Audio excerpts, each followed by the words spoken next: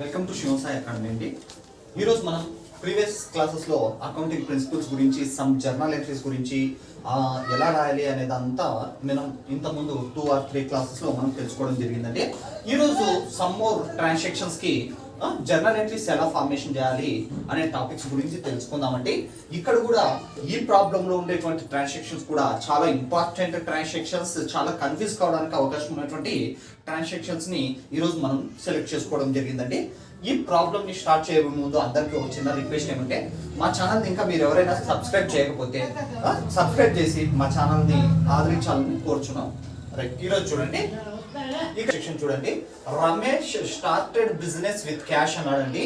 ఇక్కడ ఓనర్ అనే person business లోకి ఇన్వెస్ట్మెంట్ పెట్టిన తరువాత ఓనరే వేరైపోతాడు, బిజినెస్ వేరైపోతుందండి. ఓనర్ బిజినెస్ లోకి ఇన్వెస్ట్మెంట్ పెట్టినంత మాత్రాన ఓనర్ కి నచ్చినట్టే అన్ని వర్క్స్ జరగాలంటే జరగదండి. బిజినెస్ అనేది one of the artificial person, దాని రూల్స్ అండ్ రెగ్యులేషన్స్ దాన్ని బేస్ చేసుకొని ఓనర్ అనే అతను ఫాలో అప్ కావాల్సినటువంటి అవసరం ఉంటుందండి. ఇలా Ramesh started business with cash అన్నప్పుడు ఇక్కడ 2 మెయిన్ కాన్సెప్ట్స్ ఏవి అనేది మనం ఫస్ట్ సెలెక్ట్ చేసుకోవాలండి. ఇందులో 2 మెయిన్ కాన్సెప్ట్స్ ఏవి అనే విషయానికి వస్తే, ఇక్కడ క్యాష్ అనేది one of the main concept. Another one main concept ఏముంది ఇక్కడ అంటే, క్యాష్ అనేది క్యాపిటల్ రూపంలో బిజినెస్ లోకి ఇన్ అవుతాంది. దేని బేస్ మీద ఇన్ అవుతుంది? క్యాపిటల్ రూపంలో ఇన్ అవుతాంది. కాబట్టి ఇక్కడ 2 మెయిన్ కాన్సెప్ట్స్ గా, ఒకటి క్యాపిటల్, అనదర్ వన్ క్యాష్ తీసుకోవాలి. ఇక్కడ క్యాపిటల్ దీన్ని డెబిట్ చేయాలన్నా క్రెడిట్ చేయాలన్నా అనే కన్ఫ్యూజన్ కాకోకుండా మీరు డైరెక్ట్ గా క్యాష్ అనే దాన్ని ఫస్ట్ చూడండి. క్యాష్ అనే దాన్ని ఫస్ట్ ఐడెంటిఫై చేయండి.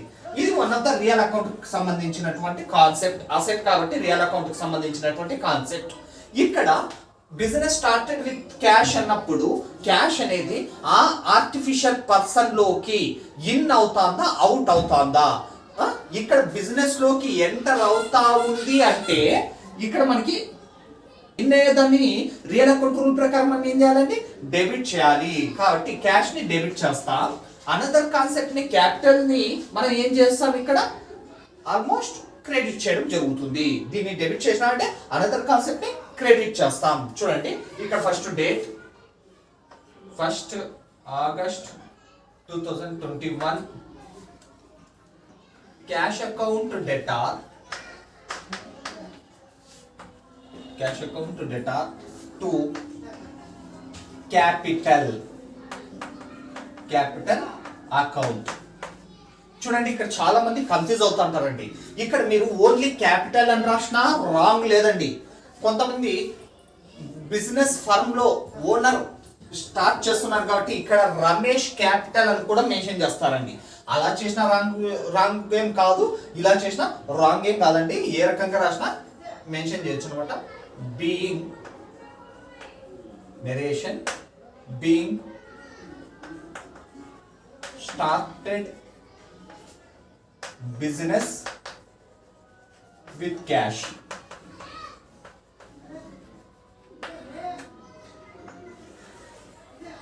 అమౌంట్ ఎంత ఉందండి? 1 lakh. డెబిట్ కాన్సెప్ట్ కి ఆపోజిట్ గా 1 lakh, క్రెడిట్ కాన్సెప్ట్ కి ఆపోజిట్ గా 1 lakh. Next entry, purchase machinery from Vani for cash. ఇది చాలా ఇంపార్టెంట్ ట్రాన్సాక్షన్స్ అండి. ఇలాంటి వాటిలో చాలా మంది కన్ఫ్యూజ్ కావడం జరుగుతుంది. చూడండి ఎందుకు కన్ఫ్యూజ్ అవుతారు అంటే, ఇక్కడ 2 మెయిన్ కాన్సెప్ట్స్ ఏవి అనేది మనం ఐడెంటిఫై చేయాలి. కానీ ఇక్కడ మనకి 4 మెయిన్ కాన్సెప్ట్స్ గా కనిపించడం జరుగుతుంది. ఒకటి purchase, another main concept machinery, person name, cash. ఇలా 4 మెయిన్ కాన్సెప్ట్స్ మాత్రం మనకు కనిపిస్తాయి ట్రాన్సాక్షన్ లో. కానీ ఇందులో మనం 2 మెయిన్ కాన్సెప్ట్స్ ఏవి, మనకి మెయిన్ ఏవి అనేది ఐడెంటిఫై చేయాలండి. ఇందులో చూడండి, ఇలా ఇచ్చినప్పుడు అసెట్ నేమ్ ఉందనుకోండి, అసెట్ నేమ్ ఏదైతే ఉందో దాన్ని ఇక్కడ మనం one of the main concept గా తీసుకోవాలి. అనదర్ మెయిన్ అసెట్ క్యాష్ కూడా ఉంటే ఆ రెండింటినే మనం మెయిన్ కాన్సెప్ట్స్ గా తీసుకోవాలి. పర్సన్ నేమ్ ని కానీ పర్చేజ్ ని కానీ టచ్ చేయడానికి వెళ్ళకూడదు. ఈ పాయింట్ బాగా గుర్తుపెట్టుకోండి. చూడండి 2 మెయిన్ కాన్సెప్ట్స్ ఏవి, మిషనరీ ఒకటి, క్యాష్ ఒకటి. ఇది అసెట్, ఇది అసెట్, ఇది రియల్ అకౌంట్, ఇది real account. Real account principal ఏం చెప్తుందండి? Debit what comes in, credit what goes out. ఇక్కడ purchased machinery from Vani for cash అన్నప్పుడు ఏది ఇన్ అవుతున్నట్టు, ఏది అవుట్ అవుతున్నట్టు అండి? మిషనరీని మనం పర్చేజ్ చేసినామంటే పర్చేజ్ అనేది మనకి ఇన్ అవుతున్నట్టు. దానికి ఆల్టర్నేట్ గా మనం ఏం పే చేస్తాం? క్యాష్ అవుట్ అవుతుంది. కాబట్టి ఇన్ దాన్ని డెబిట్ చేయాలి, అనదర్ కాన్సెప్ట్ క్రెడిట్ చేయాలి. 3/8/21 machinery account debtor to cash account being missionary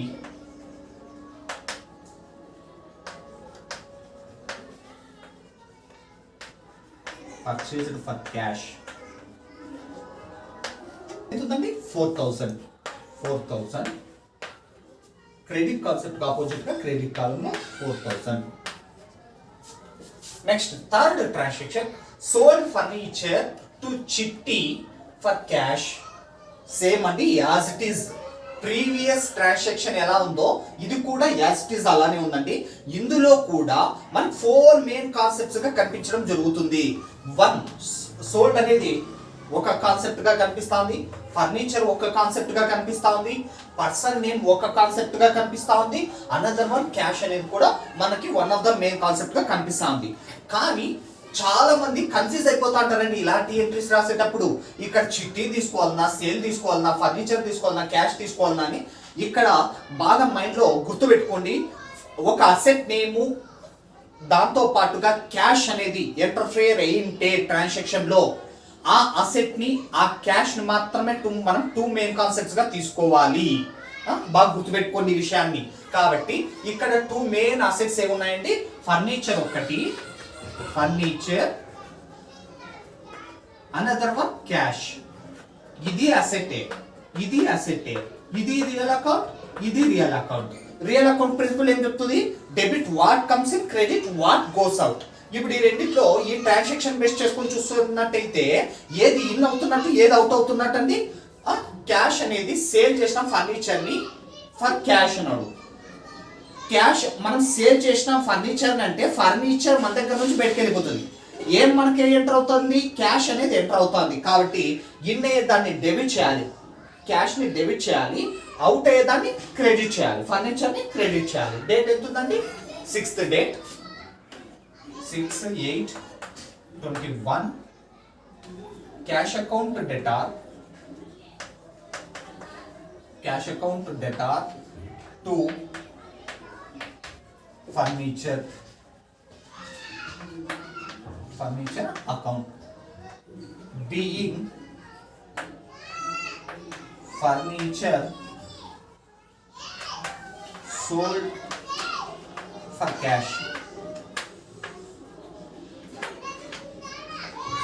cash. Amount ఎంత ఉందండి? 8,000. క్రెడిట్ కాన్సెప్ట్ ఆపోజిట్ గా 8,000. నెక్స్ట్ అనదర్ బిల్డింగ్ అంటాడు. ఇందులో 2 మెయిన్ కాన్సెప్ట్స్ ఏవి అనే దాంట్లో మనం కన్ఫ్యూజ్ అవుతామండి. ఎందుకంటే ఇక్కడ ఓన్లీ పర్చేజ్ ఇచ్చినాడు, బిల్డింగ్ ఇచ్చినాడు, ఏ పర్సన్ నేమ్ ఇవ్వలే, క్యాష్ అనేది ఇవ్వలే. కాబట్టి ఇక్కడ 2 మెయిన్ కాన్సెప్ట్స్ గా మనం ఏం తీసుకోవాలని చెప్పేసి చాలా మంది పర్చేజ్, బిల్డింగ్ అని చెప్పేసి తీసేసుకుంటా అంటారండి. అలా కాదండి. ఇక్కడ ఒక టెక్నిక్ గుర్తుపెట్టుకోవాలి. Purchased building or furniture, machinery, ఏది ల్యాండ్ కానీ బిల్డింగ్ కానీ ఏది ఇచ్చినా పర్చేజ్డ్ బిల్డింగ్ అన్నాడంటే ఒక అసెట్ నేమ్ మెన్షన్ చేసినారంటే 2 మెయిన్ కాన్సెప్ట్స్ గా ఏది తీసుకోవాలప్ప అంటే, ఒకటి బిల్డింగ్ ఒకటి తీసుకోవాలి, అనదర్ మెయిన్ కాన్సెప్ట్ క్యాష్ తీసుకోవాలండి. ఎందుకప్ప అంటే ఇక్కడ మనకి ఒక పర్సన్ నేమ్ ఇచ్చి ఉంటే మనం క్రెడిట్ బేస్ మీద ట్రాన్సాక్షన్ చేస్తున్నామని అర్థమయ్యేది. కానీ ఇక్కడ క్రెడిట్ బేస్ మీద మనం చేయట్లే. ఒక అసెట్ ని పర్చేజ్ చేస్తున్నామంటే దీనికి ఆల్టర్నేట్ గా మనం ఖచ్చితంగా అతనికి క్యాష్ నే పే చేస్తాం. కాబట్టి ఇక్కడ ఆల్మోస్ట్ అనదర్ మెయిన్ కాన్సెప్ట్ గా మనం క్యాషే తీసుకోవాలి. 2 మెయిన్ కాన్సెప్ట్స్ ఏవి ఉన్నాయి ఇక్కడ? ఒకటి బిల్డింగ్, ఒకటి క్యాష్, ఒకటి. ఇది అసెట్, ఇది రియల్ అకౌంట్, ఇది real account.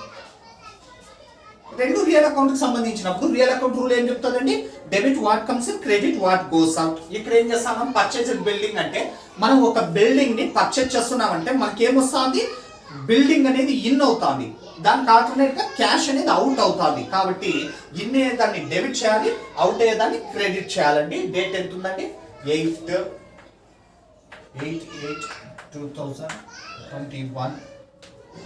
Building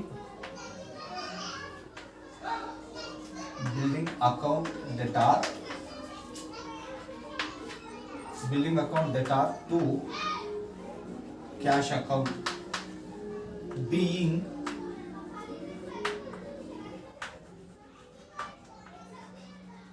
building purchased.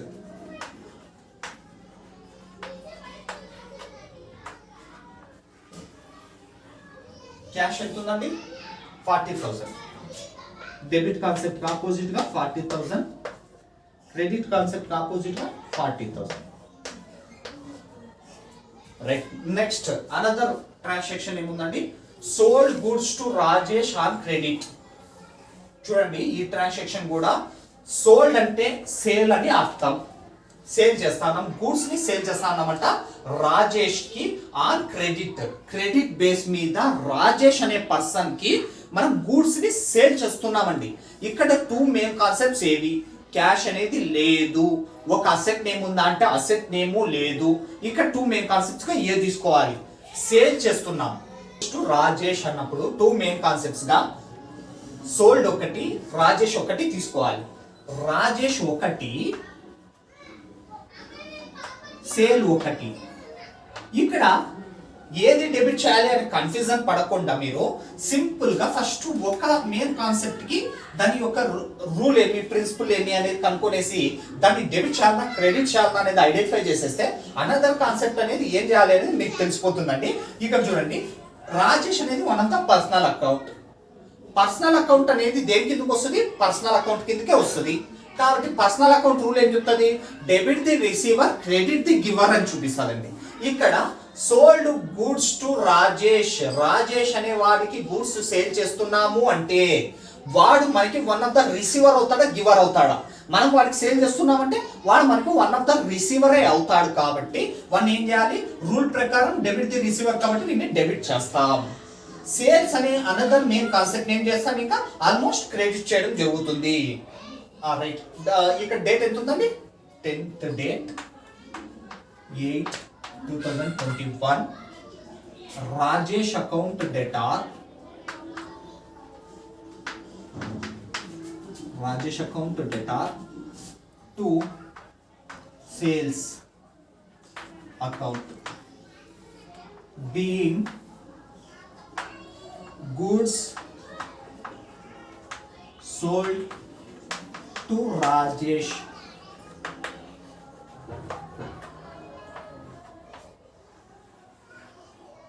Amount ఎంత ఉందండి, 5,500. డెబిట్ కాన్సెప్ట్ ఆపోజిట్ గా 5,500, క్రెడిట్ కాలం ఆపోజిట్ గా 5,500. Next transaction 12th date only rent అన్నాడండి. సరే ఇక్కడ రెంట్ అన్నాడు అంటే రిసీవా లేదా పేడ్నా ఏమి అనేది మాకు అర్థం కావట్లేదు అని చెప్పేసి చాలా మంది సఫర్ అయిపోయి దీన్ని అనదర్ మెయిన్ కాన్సెప్ట్ గా ఏం తీసుకోవాలి అని చెప్పేసి ఎంట్రీనే రాయడం వదిలేస్తా ఉంటారు చాలా మంది. కానీ ఒక చిన్న ఇది గుడ్డి గుర్తు పెట్టుకోండి మీరు, రెంట్ అని కానీ లేదా కమిషన్ అని కానీ లేదా ఇంట్రెస్ట్ అని కానీ లేకపోతే డిస్కౌంట్ అని కానీ ఏదైనా సరే అక్కడ రిసీవ్డ్ కానీ పేడ్ కానీ ఇవ్వనటువంటి సిచ్యువేషన్స్ లో అక్కడ ఓన్లీ వన్ కాన్సెప్ట్ మాత్రమే ఇచ్చింటే దాన్ని మనం పేడ్ గాని ట్రీట్ చేయాలి. పే చేస్తున్నాం అనేటంటే దాన్ని ట్రీట్ చేయాల్సినటువంటి అవసరం ఉంటుంది.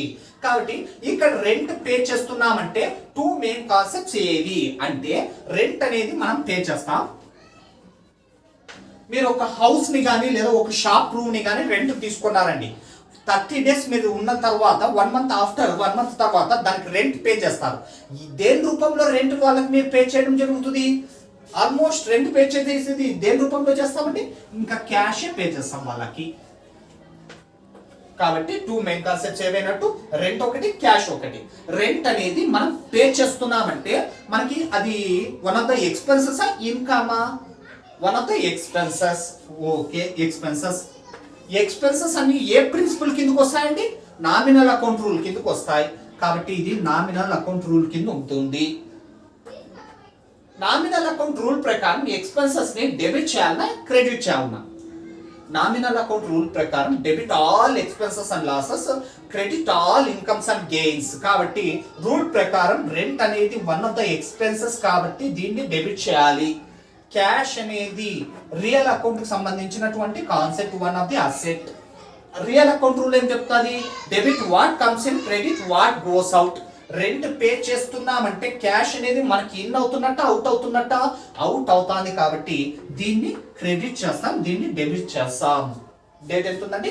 12/8/21. Rent account debtor, rent account debtor to cash being rent paid.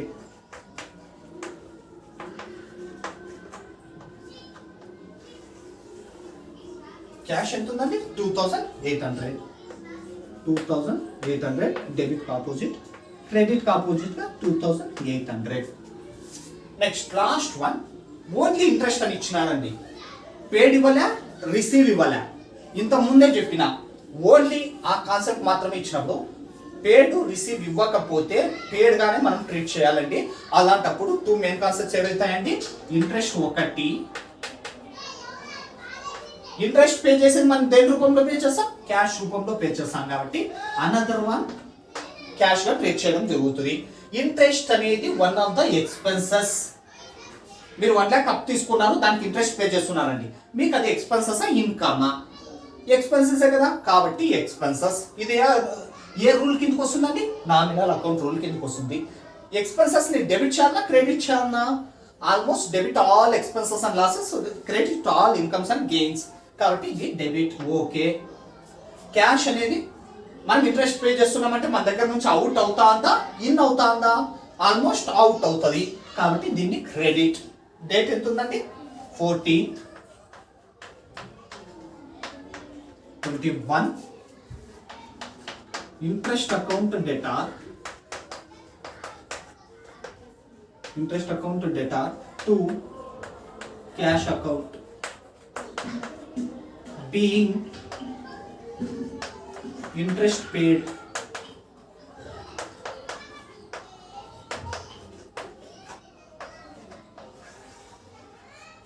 Amount ఎంత ఉందండి? 1600.